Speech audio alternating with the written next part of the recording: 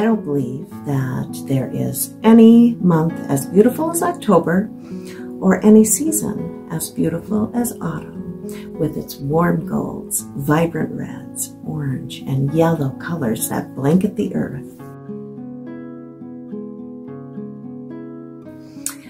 The squirrels are getting ready for winter. They're burying their treasures until spring, when they forget where they buried those treasures and dig up every potted plant I have and search for them, only to find nothing but leave me a great big mess.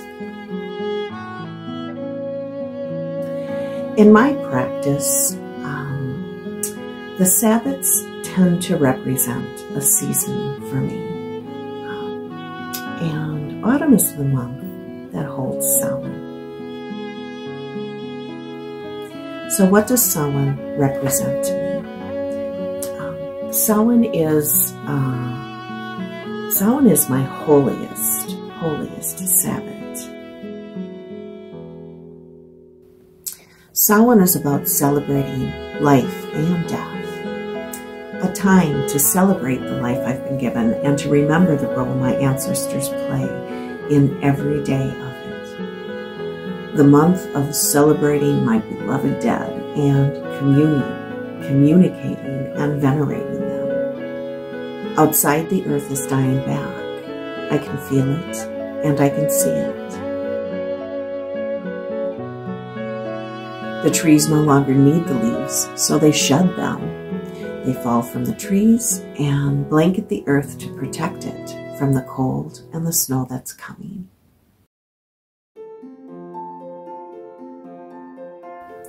The lakes are getting colder, and soon they'll be covered with ice. I can already feel the chill in the air as I work to harvest what's left here in my garden. After the night of Samhain, I will no longer take anything from the garden. What's left is an offering for both the earth and the animals.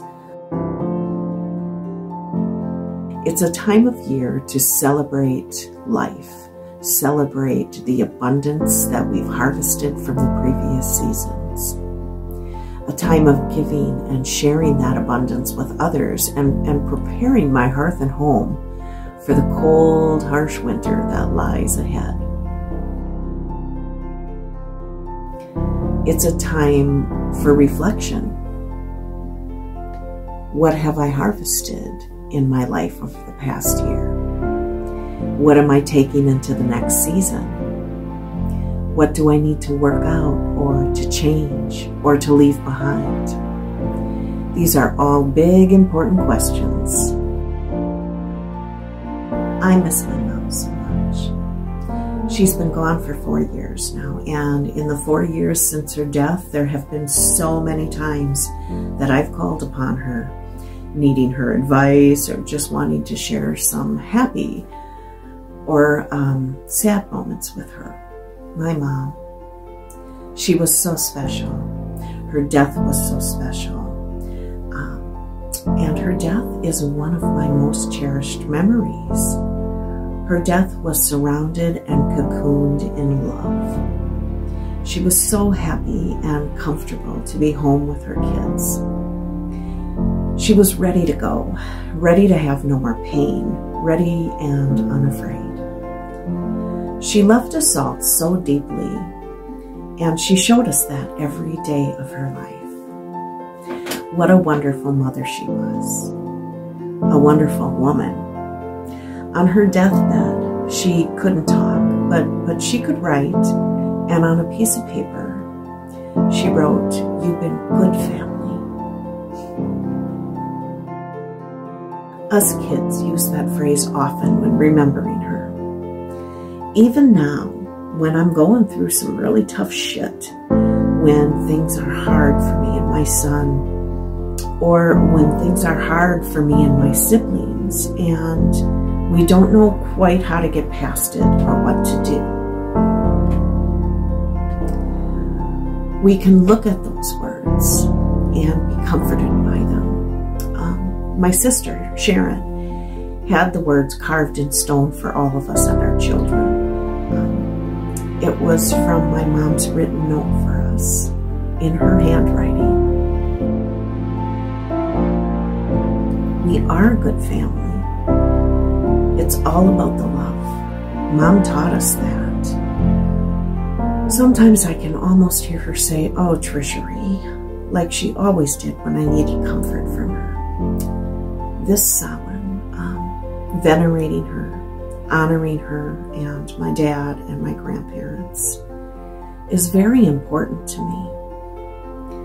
So I wade in the waters of the in-between, step into that fog that separates us while it's thin. Feel their energy, their love, their presence.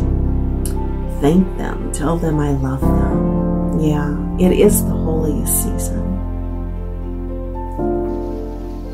I love the sounds of autumn, the crickets, the rustling leaves as they blow across the grass or crunch under my feet. A crackling fire. Those are the sounds I love to hear.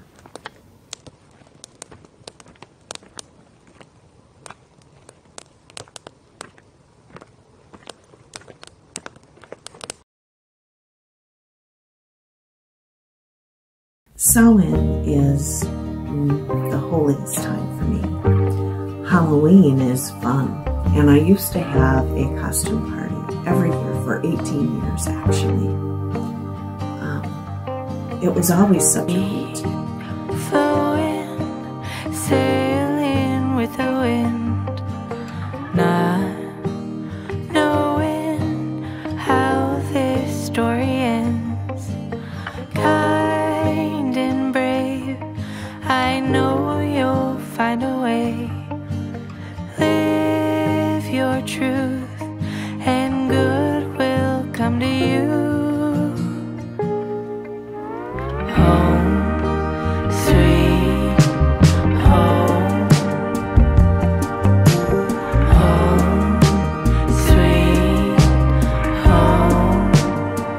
We do things on a much smaller scale now. I love dressing up the house though, making sure there's enough candy. But as I've gotten older, it's more about Samhain and less about Halloween. I'm fortunate enough to have Samhain off this year, so I'm making plans. Do I want a big or a small ritual? What will we have for a special dinner? What kind of offerings will I make?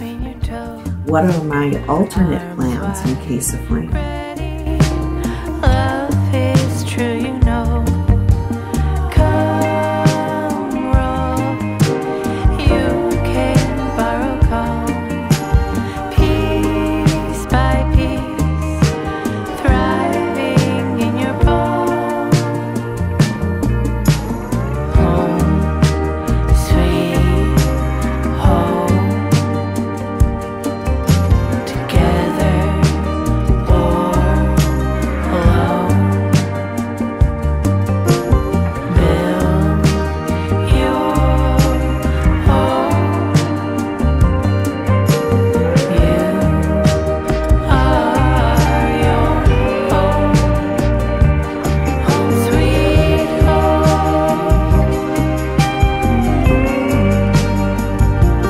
Home sweet home.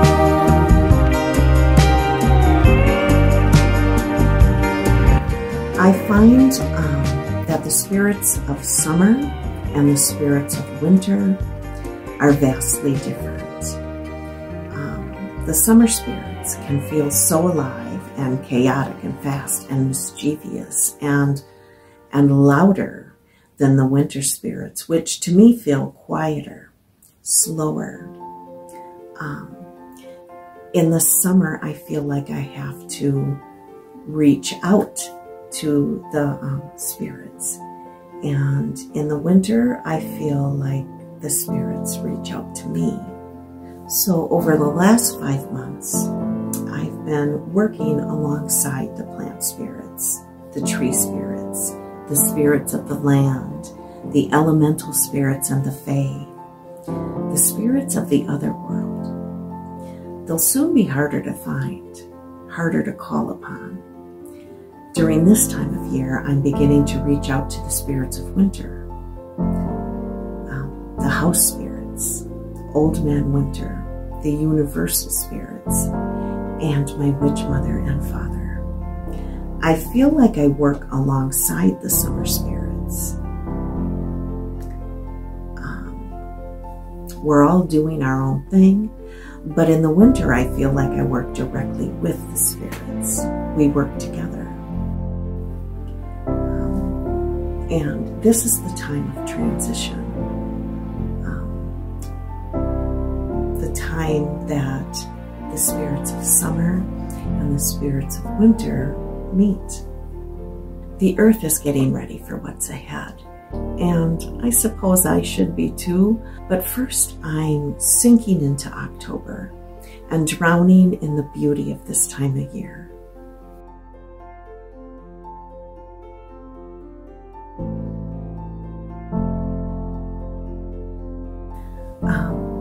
This hashtag, 13 Nights of Samhain, was created by the Wild Witch. And I've already seen so many fun, wonderful videos from this hashtag, and I'll be looking for more, and your Halloween vlogs. I'm really enjoying watching them all. So thank you for sharing this space with me, and strive to be happy.